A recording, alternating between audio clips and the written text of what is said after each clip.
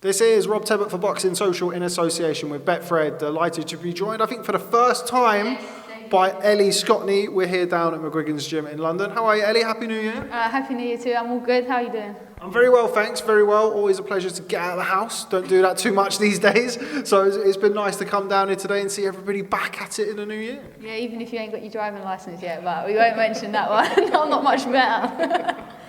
Yeah, I don't have a driver's license, but let's move on. I'm only 31. Give me some chance. Give me a bit of time. Yeah. As I say, only. Right. This is start off in a real awkward moment. This interview. How was your Christmas? No, it was good. It was quite quiet, but yeah. How about yours? Yeah, I had COVID, so very quiet. Managed to catch COVID at Parker Chisora too. So. Was it worth it? No, it wasn't worth it at all. I admire the honesty. I think pretty much everybody got it. Myself, Chris Lloyd, various other people. He milked it more than you, and you got a bit more of problems than him, so pick yourself up. Yeah, I don't quite have the same physique or physical fitness as Chris Lloyd does. Anyway, this is always an illuminating start to an interview. Fat shaming. But anyway, let's talk about 2022, or let's go back and talk about your union with Shane McGuigan. Of course, you're now here under his guidance. We haven't spoken about it, obviously, having never done an interview before. What was it about Shane and coming to train with Shane that was attractive for you? Yeah, I think anyone that looks on to his camp and see how he improves fighters, he's one of the best to do it, without a doubt. Whether I'm not just talking in Britain, I generally think on the world stage he just seems to improve no matter what level and what stage they are. So it was always someone I kind of admired their work, and it was a no-brainer. I thought it just fell in nicely, and I'm happy here.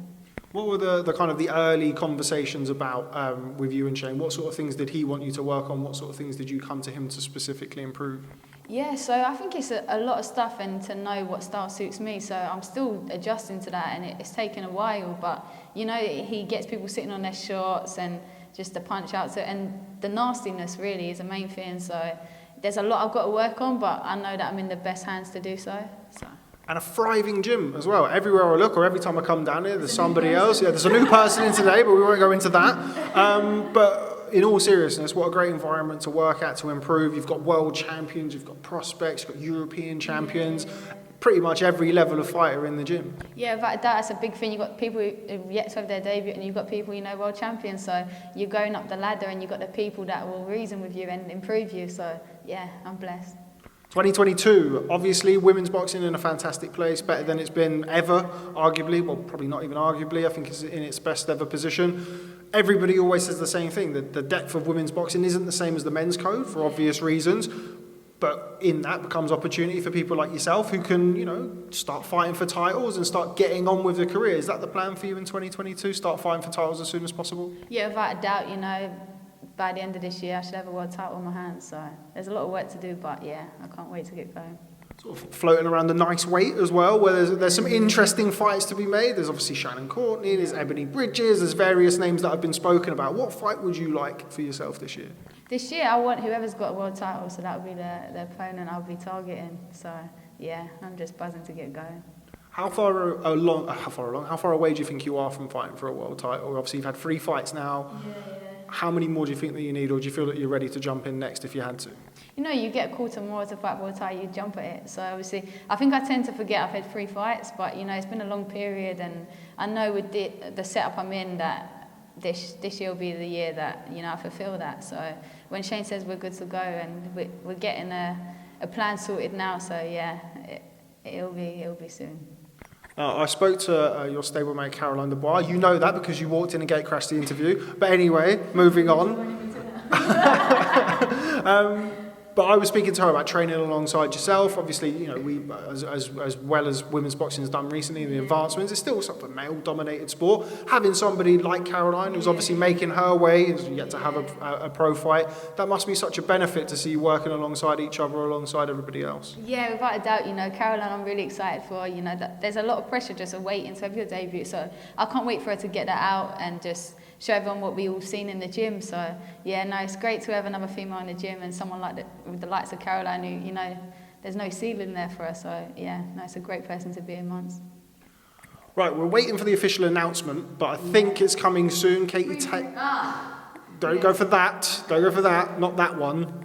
different one. Katie Taylor versus Amanda Serrano. Big fight, not just for women's boxing, but for boxing in general. You've got the undisputed champion versus the 7-weight world champion. You know where this is going. Talk to me about the fight. Do you know what? It's a fight that we've all been waiting to happen. It's a fight that not just women's boxing, but boxing needs, and it's too great. So I think it's gonna. I don't think it'll be one fight we'll see. There's possibly a trilogy. I can't say the word trilogy. Oh, wait, I went for it. Who do I think wins? Is that what you're throwing at me? Do you know it's going to sound mad? I generally believe the more technical a boxer is, the easier night's work it is for Katie Taylor. There'll be moments where Serrano hits. She's one of the biggest punchers in the female game, so there's always going to be that. And her skill set second to none, and her mindset is savage. But I just think Katie Taylor, the opponent's going to be a bit more. I know it's going to sound mad, but easy to time, easy to read because of the skills going to be matching hers. So I'm going with Katie Taylor points, but yeah, I'm picking. What about you? I actually edge towards Amanda Serrano in that fight. Stoppage? You going? I don't. No, I think Amanda Serrano may just be a little bit fresher at this stage. I think the amateur career, the long amateur career that Katie's had, and also Katie's boxed at a tremendously high level as a professional. Boxed Jess McCaskill after 5 or 6 fights or whatever it was down at York Hall a few years ago. So I edge towards Amanda Serrano, but I might Eric up tomorrow and I might feel different. And if I see Katie Taylor, I'll definitely feel different. In front of her anyway. You'd bottle it, wouldn't you? Katie Taylor's really scary. Right, before I wrap things up, let's talk about yourself and 2022. What have you got? What can you tell us? Yeah, so I'm back out on Feb the 12th. We've been offered an opponent. It's an opponent that I'm excited for. So, yeah, it's a step up again, and yeah, I just can't wait to get going again. I want to build on. I wasn't too happy in my last performance. I think I tensed up and I didn't relax. I put a lot of pressure on myself. Whereas now I feel like I'm finding my feet more, and that should show on February. Okay, well, we look forward to seeing it. Now, before I let you go, it wouldn't be right to not mention your boxing Twitter status that you've developed over a period of time. You've become somewhat of a celebrity on the TL recently. Ellie Scotney, boxing Twitter's #1 female fighter. I think, if I'm not mistaken. I'll take that crown. If I ain't got anything else on BoxRec, I'll take that one. That's as valid as BoxRec's rankings. I've got to give out Ryan a shout out, haven't we? This is the way it's going, so he'll give me 20 quid for doing that later. So yeah, that's my only fan, but I'll take it. I think it's my brother, I'm still convinced. It's a burner account on my brother. Or you, innit? It's Tebbutt. It's Tebbutt. I tweet more than enough from my own account to be running a burner account. Yeah, to be honest, I ain't took no spurns yet, so I'm all good. But yeah, no, Twitter's the place to be. I'm not too good at pictures, so I'm quite good and sharp with my typing, so that's what I've settled for. Well, it seems to be working a treat. Ellie Scotney, first time, hopefully won't be the last. Thanks very much for speaking to Boxing Social. Best of luck in 2022, and I'll catch up with you soon. Thank you very much. Pleasure.